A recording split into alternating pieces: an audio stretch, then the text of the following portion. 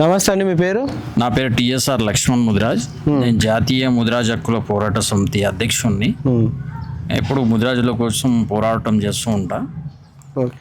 అది ఇప్పుడు రేవంత్ రెడ్డి గారు అధికారంలోకి రాకంటే ముందు మీ ముదిరాజులకు ఏమి హామీ ఇచ్చిండు ఆయన? ముదిరాజులకి ఏమని హామీ ఇచ్చిండంటే, ముదిరాజులకు బీసీ డి కేటగిరీ నుంచి బీసీ కేటగిరీలోకి తీసుకెళ్తానని చెప్పినాడు. అప్పుడు స్టేట్ గవర్నమెంట్ దగ్గర నానుతున్న కేసుని మేము దాన్ని పరిష్కరించి మళ్ళీ సుప్రీంకోర్టుకు పంపుతానన్నాడు. అయితే అది ఆ వ్యవహారం ఇప్పుడు వచ్చి 1 సంవత్సరంన్నర అవుతుంది. ఇప్పటి వరకు అది ఏం చేసిండో తెలియదు. ఇంకొకటి జనాభా ప్రతిపాదన కింద ఎమ్మెల్యే టికెట్ కేటాయిస్తున్నాడు.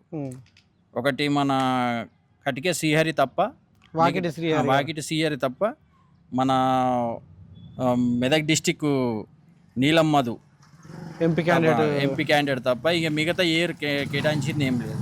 ఇంకొకటి న్యూగా జనాభా లెక్కలు అన్నాడు. 2014లో టీఆర్ఎస్ గవర్నమెంట్ చేసిన సమగ్ర కుటుంబ సర్వే అప్పుడు 45 లక్షలు ఉందని టీఆర్ఎస్ గవర్నమెంట్ చెప్పింది. అదే మళ్ళీ ఇప్పుడు 2025లో చేసిండు ఈయన కుల సర్వే చేసిండు. అదే కుల సర్వేలో అదే 45 లక్షలే చూపెడుతుండ ఆయన. ఎట్లా ఉంటుంది? ఏమన్నా కుల సర్వే చేసిరా వీళ్ళు, లేకపోతే ఇంకేమన్నా సర్వే చేసిరా తెలియదు. ఇన్ని ఏళ్ళ నుంచి మేము ఎంత గవర్నమెంట్లకి ఎవరికి ఓట్లు వేసినా ఫలితం లేకుండా అయిపోయింది. ఇంకొకటి సరిగ్గా మాకు కుల ప్రతిపాదన కింద మాకు ఏదన్నా వస్తున్నాయా అంటే జీరో. జాబులు లేవు, లోన్లు లేవు, ఏం లేవు. ఇలా ఇన్ని ఏళ్ళ నుంచి చెప్పుకుంటా మమ్మల్ని మధ్యపెట్టుకుంటా గెలుస్తున్న రాజకీయ నాయకులకి మరి ఇప్పుడు వచ్చిన ఈ రేవంత్ రెడ్డి గారికి ఆయన చెప్పి ఇప్పుడు 1.5 సంవత్సరం అవుతున్నా కానీ ఇంకా దాని గురించి అడగడానికి నాయకుడి గిట ముందుకు రాకపోవడం దురదృష్టకరం. మీ ముదిరాజులో నాయకులు లేరా? మరి ఉన్నారు, కానీ పోరాటం చేసే వాళ్ళకి ఎవరు సపోర్ట్ చేయరు. ఎవరైతే పార్టీల దగ్గరికి వెళ్ళి డబ్బులు దండుకునే వాళ్ళు ఉంటారో వాళ్ళకే సపోర్ట్ చేసే వాళ్ళు చాలామంది ఉన్నారు. రోజుకొక సంఘం అయిపోతుంది, ఊరికొక సంఘం అయిపోయింది.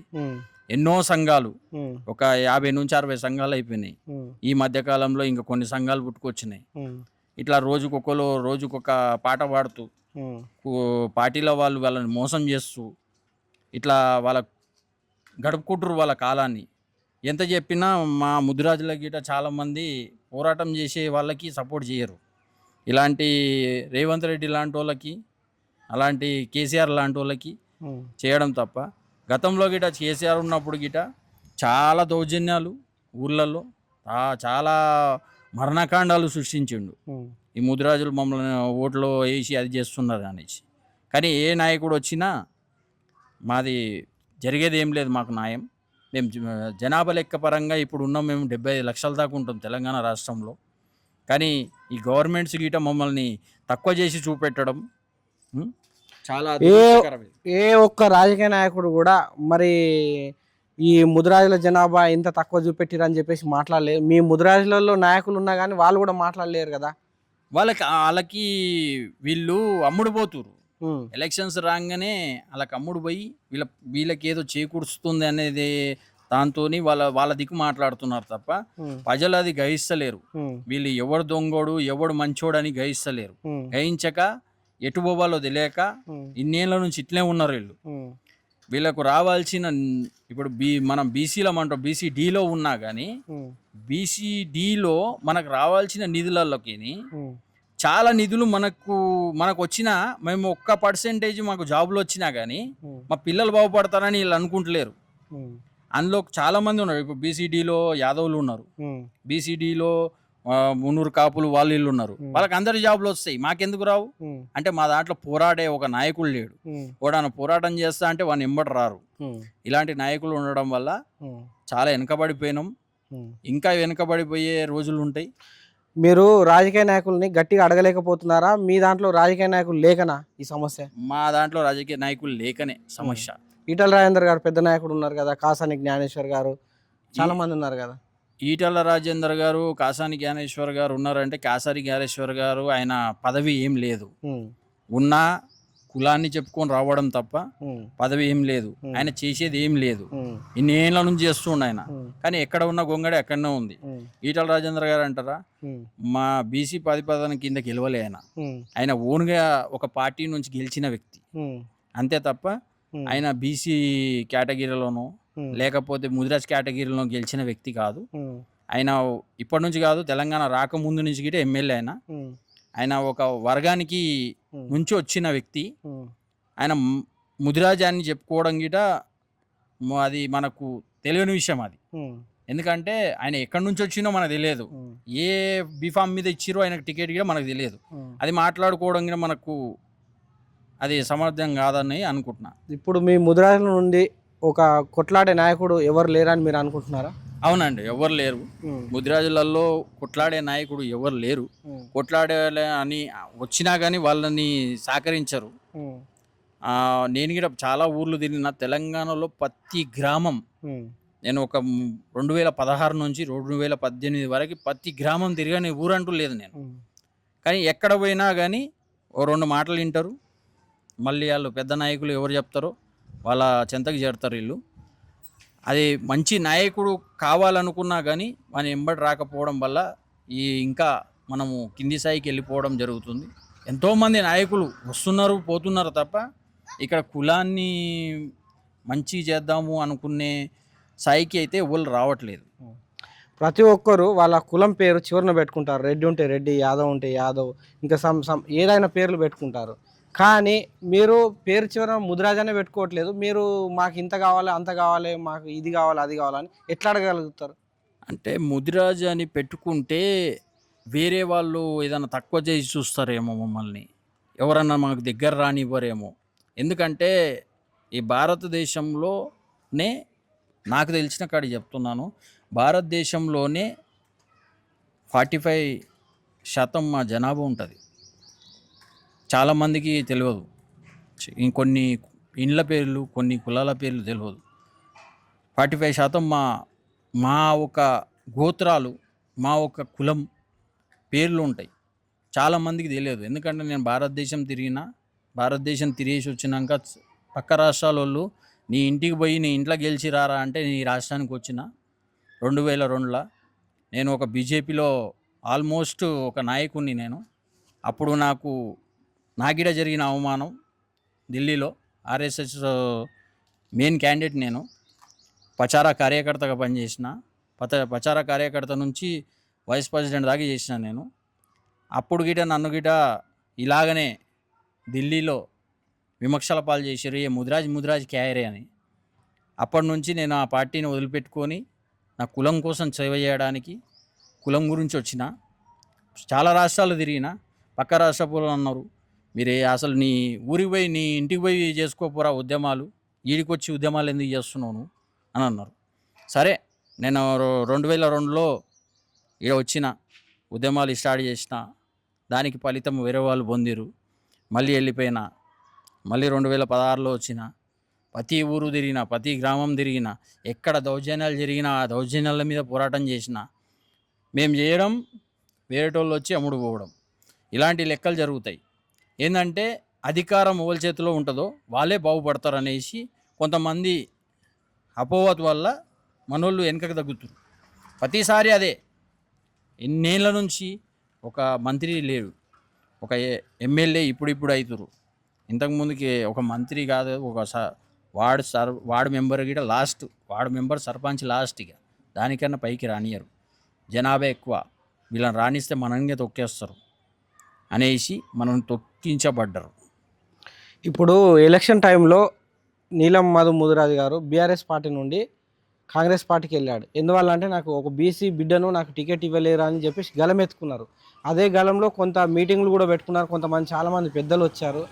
అదే ఉద్యమం లెక్కల అదే స్ఫూర్తి ఎందుకు రాలేకపోతుంది మీ ప్రతి ఒక్క ముదిరాజులో?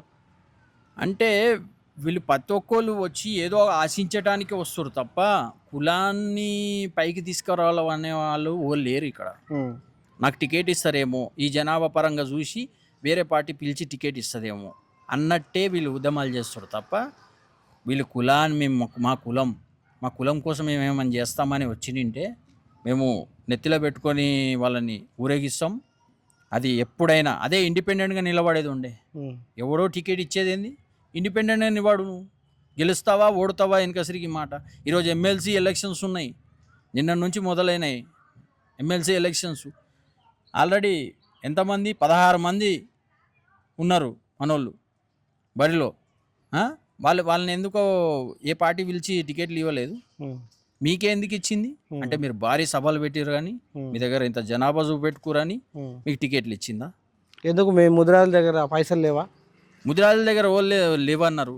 మంచి మంచి మేధావులు ఉన్నారు ముదిరాజులలో. మరి ఎందుకు ముందుకు రావట్లేదు? ముందుకు ఎందుకు రావట్లేదు అంటే తొక్కేస్తారు. ఇప్పుడు నెల్లి లక్ష్మీనారాయణ అనే ఒక యోధుని గురించి మాట్లాడుకుందాం. హైదరాబాదు మా కొరివి కృష్ణస్వామి ముదిరాజు తర్వాత నెల్లి లక్ష్మీనారాయణ ముదిరాజు హైదరాబాద్ మేయర్గా ఉండే. ఆయన ఒక పార్టీ పెట్టిండు, తెలంగాణ సామాజిక పార్టీ పెట్టి తెలంగాణ ఉద్యమకారుల గురించి అమరవీరుల కోసం అసెంబ్లీ ముంగట గన్ పార్క్ నిర్మించిండు ఆయన. అదే సమయంలో పార్టీ పెడితే రెడ్డిలు అనే ఒక రెడ్డి నాయకులు వచ్చి ఆయనను మోసం చేసి ఆయనను మొత్తానికి ఎమ్మెల్యేనే గెలవనీయకుండా వాళ్ళ ఎమ్మెల్యేలు ఎంపీలు అయ్యి వాళ్ళు సీఎంలు అయ్యారు. అలాగా మోసం చేస్తారు అన్న భ్రమలోనే ఉన్నారు తప్ప బయటికి రావట్లేదు. బయటికి వస్తే అప్పుడు నువ్వా నేనా అనే ఒక పోరు నడిస్తే అప్పుడు ఏదన్నా వస్తుంది. ఇప్పుడు మీ ముదిరాజుల జనాభా ఎక్కువ అని చెప్తున్నారు కదా, మీ ముదిరాజులు సపోర్ట్ చేస్తలేరా అని నేను అనుకుంటున్నాను. ఎందుకంటే ఆయన గెలవలేరు అంటే మీ ముదిరాజు జనాభానే ఎక్కువ, మీ ముదిరాజు వాళ్ళే ఓటేయలేదు కదా. అప్పుడు లేదు అది తప్ప. అది మొత్తం ప్రచారం చేయించుకోరు, పార్టీ పెట్టించుకోరు, అన్ని చేసుకోరు, జెండాలు కట్టించుకోరు, అన్ని కట్టించుకోరు. లాస్ట్కి వచ్చే వరకు ఓటింగ్ వరకు ఉన్నది. ఓటింగ్ తర్వాతనే గప్లత్ చేసిర్రు వాళ్ళు. గప్లత్ చేసి ఆయన ఓడించి ఆ నుంచి మోసం చేయడం స్టార్ట్ అయింది. అంతకు ముందుకు చాలా మంది ఎమ్మెల్యేలు ఉన్నారు. హోంశాఖ మంత్రులు కూడా చేసిర్రు, అసిస్టెంట్ మన ఉప ముఖ్యమంత్రి కూడా చేసిర్రు. నాయుడు అనే ఒక ఆయన ఉండే, చాలా మంది ఉన్నారు. ఆ తర్వాత నుంచే మేము అదైపోయినాము రాజకీయంలో. చాలామంది మోసం చేసి మమ్మల్ని రాజకీయంలో తొక్కేసారు. ఇప్పుడు కేసీఆర్ తోటి విభేదాలు వచ్చిన తర్వాతనే ఈటల రాజేందర్ గారు నేను ముదిరాజ్ బిడ్డనని చెప్పుకున్నాడు ఒకానొక సందర్భంలో. అదే హుజురాబాద్లో పాడి కౌశిక్ రెడ్డి మీద పోటీ చేసినప్పటికీ ఈయన ఓడిపోయిండు. బీజేపీ పార్టీకి వెళ్ళి బీజేపీ పార్టీ నుంచి పోటీ చేసిండు. సో హుజురాబాద్లో కూడా ముదిరాజ్ జనాభా ఎక్కువ ఉందా తక్కువ ఉందా? హుజురాబాద్లో గిట్ట ముదిరాజ్ జనాభా. మరి ముదిరాజులు ఓటేయలేరు కదా ఈటల రాజేందర్ గారికి. ఎందుకు ఓటేయలేరంటే అది ఇక అది మనం మాట్లాడుకోవడం మంచిది. ఎందుకంటే వాళ్ళ ఫ్యామిలీలకు సంబంధించిన మ్యాటర్. మన ఈటల రాజేందర్ గారు గురించి ఇక మనం, ఎందుకంటే వాళ్ళ ఫ్యామిలీ మ్యాటర్స్ అవన్నీ. అక్కడ కొన్ని ఫ్యామిలీ ఇష్యూస్ జరిగినాయి. దాని గురించి మన దాంట్లో చర్చ అవసరం లేదు. ఎందుకంటే అది ఇతర క్యాస్ట్ అయిపోతుంది. ఇది మనం మాట్లాడుకునే మన క్యాస్ట్ గురించి కాబట్టి అది వ్యక్తిగతం. అది అట్లా అన్నీ నేను క్యాస్ట్ అని చెప్పుకున్నాడు కదా, ఆయన గెలవలేడు కదా, ఎందువల్ల గెలవలేకపోయాడు? మన ముదిరాజులే ఓటేయలేరు కదా.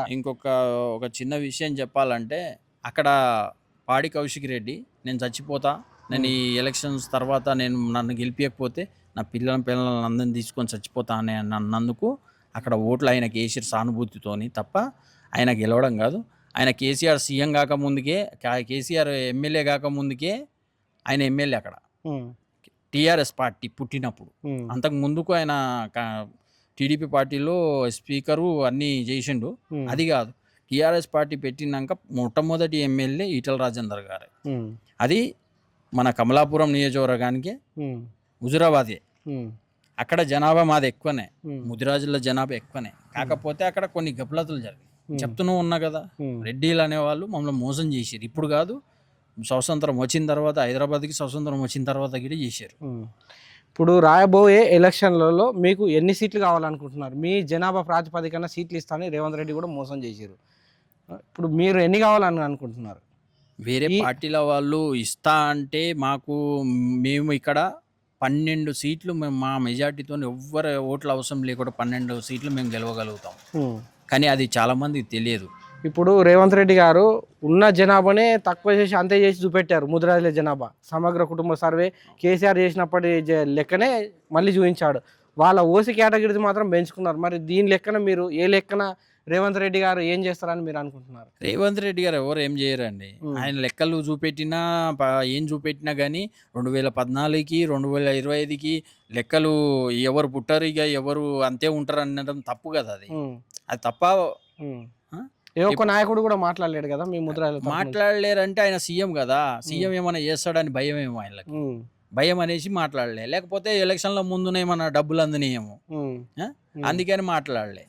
ఒక మాట, ఈయన ఒక ముదిరాజు బీసీఏ నుంచి డీలోకి మారుస్తాను, సుప్రీంకోర్టులో ఉన్న కేసుని నేను పరిష్కరిస్తాను, ఇక్కడ అంతా క్లియర్ చేసి ఇక్కడ కోర్టు నుంచి వచ్చిన బీసీ కమిషన్లో నానుతున్న కేసుని అవంతా పరిష్కరించేసి పంపించేసి 2 రోజులలో మిమ్మల్ని బీసీఏలోకి మారుస్తా అన్న వ్యక్తి ఈరోజు జనాభానే మీది ఇంత లేదంటే అంటే అర్థమవుతుందా మనకి?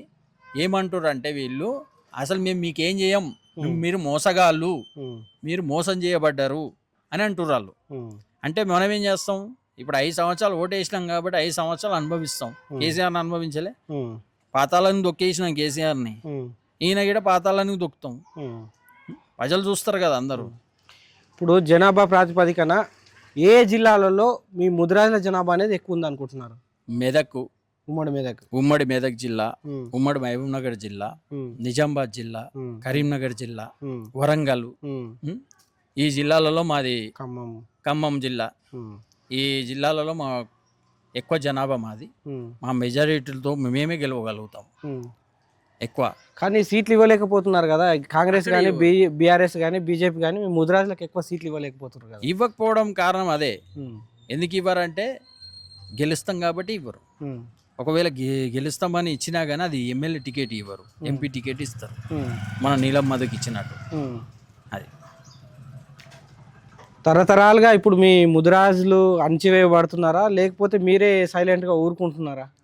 తరతరాల నుంచి అణిచివేయబడుతున్నారా అంటే కొంతమంది నాయకులను కొనేసి వాళ్ళు ముందుకు రాక, చదువు లేక, రిజర్వేషన్లు అందక, జాబులు రాక, రైతుల పొలాలు గుంజుకొని ఇట్లా చాలా తెలంగాణ రాష్ట్రంలో జరిగినాయి. అప్పుడు నిజాములు ఉన్నప్పుడు కావచ్చు, తర్వాత తెలంగాణ రాష్ట్రం ఆంధ్ర రాష్ట్రం కలిసినప్పుడు కావచ్చు, అంతకన్నా ముందు బాగానే ఉన్నాం. స్వతంత్రం రాకముందుకు మేము బాగానే ఉన్నాం. మాకు ఒక్కొక్కళ్ళ దగ్గర 10 ఎకరాల జాగాలు ఉండే, దానికి సంబంధించిన డీటెయిల్స్ గిట్ట ఉన్నాయి మా దగ్గర. ఏ ఊరుకు ఆ ఊరు కాపలదారులైనా మా ఊళ్ళో ఉంటుండే, ఊరి పెద్దలు మా ఊళ్ళో ఉంటుండే, ఏ పెద్దమ్మ గుడి బోనాలైనా మా పట్టు చీరలు మా ఇంటి నుంచి ఫస్ట్ బోనాలు వెళ్తుండే. కానీ స్వాతంత్రం వచ్చిన తర్వాత మమ్మల్ని మొత్తం నాశనం చేసేసారు ఈ స్వాతంత్రం తీసుకొచ్చి. అంతకన్నా ముందే బాగున్నాం మేము, స్వాతంత్రం కన్నా ముందే బాగున్నాం.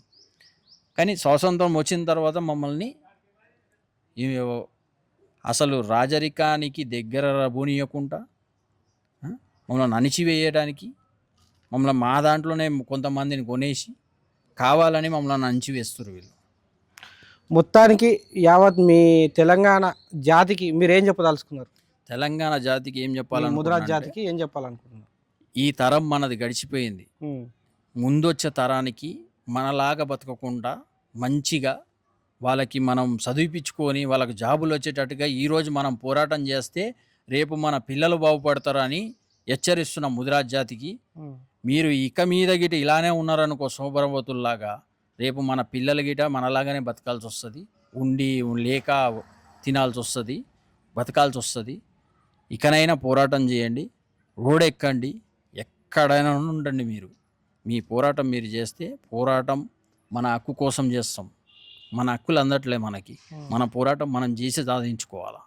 ఇదే నేను చెప్పేది. జై ముదిరాజ్. ఇప్పుడు కాంగ్రెస్ పార్టీ కానీ బీఆర్ఎస్ పార్టీ కానీ బీజేపీ పార్టీ కానీ టికెట్లు ఇవ్వకపోతే ఇండిపెండెంట్గా నిలబడి గెలిచే సత్తా మీకు ఉందా? ఉంది, కానీ అక్కడ గెలవనీయరు. ఎందుకంటే ఇప్పుడు మనం 5 మంది అన్నదమ్ములం ఉంటాం. 5 మంది అన్నదమ్ములలో 3 అన్నదమ్ములం కొనేస్తారు. కొనేసి వాని ద్వారా చిచ్చు పెడతారు మనకి. లేకపోతే ఆ 5 మంది అన్నదమ్ములు మనం కట్టుదిట్టంగా ఉన్నామనుకో, ఆ రోజు మహాభారతంలో పాండవులు ఎలాగైతే యుద్ధం చేసి గెలిచినారో అలాగా మనం పక్కాగా గెలుస్తాం. ఎక్కడ పోయినా కానీ మన దాంట్లోనే చిచ్చులు పెడుతున్నారు. వాళ్ళు 1% లేని జనాభా మన మీద ఆధిపత్యాన్ని చెలాయిస్తున్నారు. ఇది తెలియక కొంతమంది పిచ్చోళ్ళు పిచ్చి పట్టినట్టు చేస్తున్నారు వీళ్ళు, అంతే. ఇప్పుడు బీసీ డి నుండి బీసీ ఏలోకి మార్చడానికి గంగపుత్రులు పెట్టిన కేసు అయితే ఏదైతే ఉందో అది ఎన్ని రోజులుగా కోర్టులలో నానుతోంది ఈ కేసు? ఇది మన వైఎస్ రాజశేఖర రెడ్డి మరణించిన తర్వాత ఈ కేసు పెట్టినారు. వైఎస్ రాజశేఖర రెడ్డి తీసుకొచ్చినాడు బీసీఏలోకి మారుస్తామని చెప్పి ఆయన ఇంప్లిమెంట్ చేసినాడు. ఆయన చనిపోయిన వెంటనే ఇది సుప్రీంకోర్టులో కేసు వేయడం జరిగింది. సుప్రీంకోర్టు ఏం చేసిందంటే రాష్ట్ర కోర్టుకి మన తెలంగాణ రాష్ట్రం ఏర్పడినాక కేసీఆర్కి పంపించడం జరిగింది. హైకోర్టుకు పంపిస్తే బీసీ కమిషనర్కి పంపిస్తే ఆ బీసీ కమిషనర్ ఆఫీస్లోనే దాన్ని నానబెట్టినారు. చాలా ఉద్యమాలు చేసినాం మేము, వాళ్ళకి స్పందించడం లేదు. ఆ బీసీ కమిషనర్ ఎవరైతే ఉన్నారో చైర్మన్, ఆయన మా ఎంబడి ఉద్యమం చేసిన ఆయనే ఉస్మానియా యూనివర్సిటీలో తెలంగాణ కోసం. అయినా కానీ ఆయన గిట ఏం పరిష్కరించారు, ఆయన గిట ఏం మాట్లాడలేకపోవడం, అది అట్లనే నానుకుంటూ వెళ్ళడం. ఇప్పుడు మన రేవంత్ రెడ్డి గారు చెప్పారు మేము బీసీఏలోకి తీసుకొస్తాం, దాన్ని మేము ఇంప్లిమెంట్ చేస్తాం అన్నాడు. తర్వాత ఏమంటాడు, ఇది మా వల్ల కాని పని, ఇది మేము చేయలేని పని అంటాడు. ఇప్పుడు ఎస్సీ వర్గీకరణ చేశారు కదా, అది చేస్తారు వాళ్ళు. ఎందుకంటే వాళ్ళ నాయకులు, వాళ్ళు ఏ ఉద్యమం చేయాలన్నా 100 మంది వెళ్తారు, 100 మంది చేసుకుంటారు కాబట్టి అది అన్నీ వస్తాయి వాళ్ళకి. మాలాంటి వాళ్ళకి రావు, ఎందుకంటే మేము బయటికి రాము కాబట్టి భయపడతాం. అగ్రవర్ణాల దగ్గర మనం అదే అయిపోతాం కాబట్టి, అమ్ముడు పోతున్నాం కాబట్టి మనం ఏం చేయలేము, మనం ఏం సాధించుకోలేము. ఇప్పుడు ముదిరాజు సమాజం తరపు నుండి మీకు పోరాడే శక్తి వస్తే మీరు కొట్లాడతారా? నేను పోరాడుతూనే ఉన్నా. నేను ఇంకా పెద్ద ఎత్తున తీసుకెళ్ళడానికి దీనికి ప్రయత్నం చేస్తారా మీరు? నేను ఒక విషయం మీకు చెప్పాలా, మా తాత కొరివి కృష్ణస్వామి గారు ఒక ఇంటి ఆడపడుచుని పెళ్లి చేసుకున్నారు. అయితే మా తాత వచ్చేసి రాములు, బండి రాములు అనేసి ఆయన బట్టల వ్యాపారి. ఆయన ఢిల్లీలో స్థిరపడ్డాడు, ఇక్కడ నుంచి వెళ్ళి ఢిల్లీలో స్థిరపడ్డాడు. జాతీయ ముదిరాజు మహాసభ అనేసి ఒకటి ఉంటుండే, దానికి మా తాత అధ్యక్షుడు. నేను దానికి 94లో అధ్యక్షుడిని. ఆయన 94 నుంచి నేను ప్రతిదీ, నేను ఏ పోరాటం చేసినా, నేను ఏ పార్టీలో ఉన్నా కానీ, బీజేపీ పార్టీ మాది ఫస్ట్ నుంచి, అయినా కానీ పార్టీలో ఉన్నా కానీ నేను కులానికి ఎక్కువ ప్రిఫరెన్స్ ఇచ్చిన, ప్రాధాన్యత ఇచ్చిన. నేను 94 నుంచి ఉన్న పార్టీని నేను 2005లో వదిలిపెట్టిన కులం గురించే. ఒక సభ, హిందూ మహాసభ జరుగుతుంటే ఆ సభలో కొంతమంది శర్మాస్ ఏమన్నారంటే, ఏ ముదిరాజ్ క్యారే అంటే అప్పుడే రీజన్ చేసేసిన పార్టీకి, రీజన్ చేసి అన్నాళ్ళకి పార్టీకి సభకి మొత్తం రాజీనామా చేసి, హిందూ మహాసభకి రాజీనామా చేసి ఒకటే అన్న, అరే తుమ్లోగా ముదిరాజ్ క్యా బోల్ రहा है ना, मैं बोल तुम मुदिराज कौन है, तुम लोग पूरे जो है ना तुम्हारा पूरों का बड़ा मैं हूँ, वही मुदिराज है అన్న. అక్కడనే నేను పదవులకు అన్నిటికీ అన్నీ చేసేసి వచ్చినోని. నేను 94 నుంచే ఉద్యమాలు చేస్తున్నా, కాకపోతే అందరికీ తెలియదు, అప్పుడు సోషల్ మీడియా లేదు. ప్రతి ఊరు, ప్రతి పల్లె అప్పుడు తిరిగినా ఇప్పుడు తిరుగుతున్నా. ప్రతి రాష్ట్రం, ఏ రాష్ట్రంలో ఏ ఊర్లో ఏమంటారో నాకు తెలుసు. వాళ్ళందరికీ ఎవ్వరికి తెలియదు.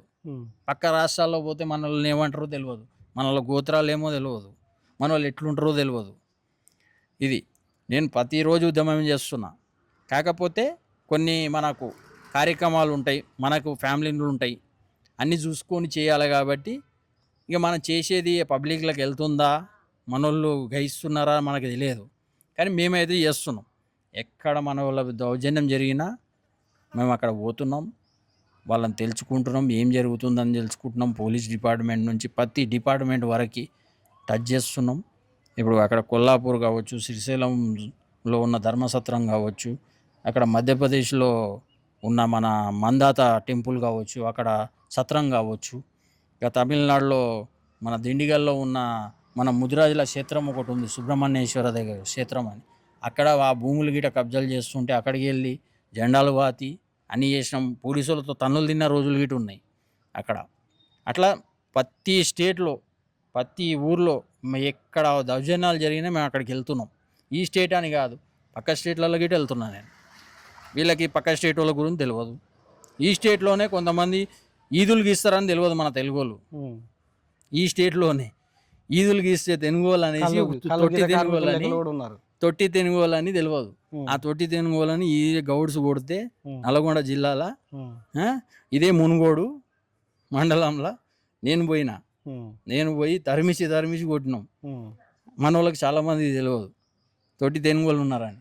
నేను చెప్తే కాదు మనోళ్ళు కాదు, నువ్వు ఎక్కడి నుంచి వచ్చి ఎవరెవరినో కలుపుతావు అని అంటారు. అది మన చరిత్ర, ముదిరాజుల చరిత్ర. చాలామందికి మనోళ్ళు ఎక్కడ ఏం చేస్తారో గిట్ట తెలియదు ఇక్కడ ఉన్నోళ్ళకి.